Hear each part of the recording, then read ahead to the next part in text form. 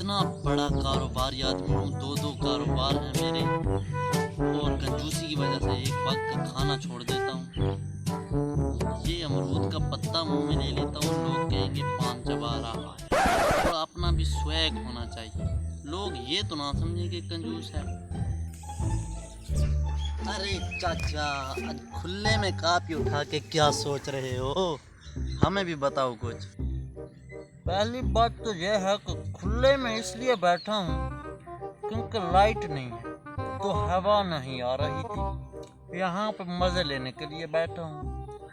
दूसरी बात यह है कि कापी क्यों उठाई, तो बेटवा दो दो कारोबार हैं मेरे, हिसाब भी तो करना होता है। तीसरी बात कि सोच क्या रहा हूँ, दुख हो रहा है मुझे सोचकर, मरी वाला वाक़या सोचकर खुश नहीं हो रहा हूँ, बल्कि दुख हो रहा है मुझे।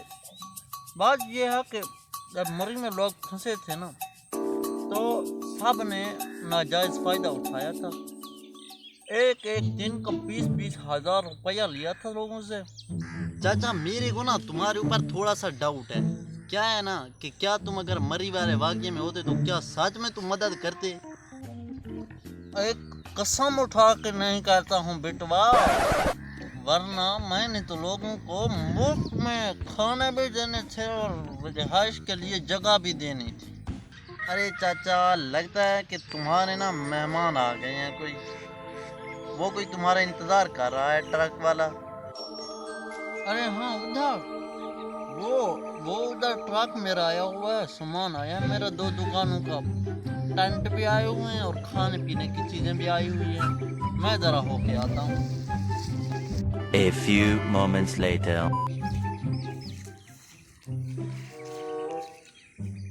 बहुत ही अफसोसनाक खबर है, सैलाब आ गया है हमारे इलाके में। हमारे गांव में नहीं, वो 2 गांव छोड़ के उधर सैलाब आया हुआ है और लोगों के पास सामान नहीं है रहने का।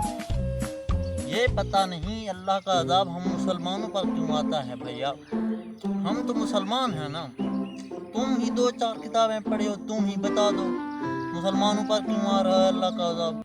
देखो चाचा, हम मुसलमान हैं ना, हमारे पास हिदायत का रास्ता मौजूद है। अगर हम ही गलत कामों में लग जाएंगे तो अजाब तो आना ही है अल्लाह का।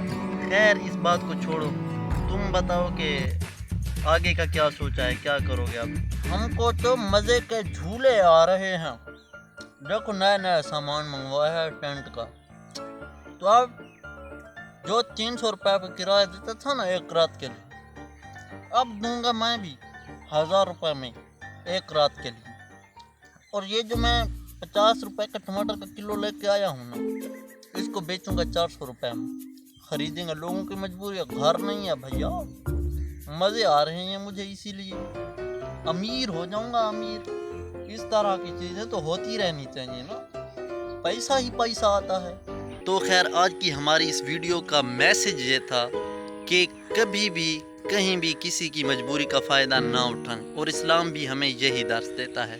अगर आपको ये वीडियो अच्छी लगी है तो वीडियो को लाइक कर दो और चैनल को भी सब्सक्राइब कर दो। मिलते हैं अगली वीडियो में, तब तक के लिए अल्लाह हाफिज़।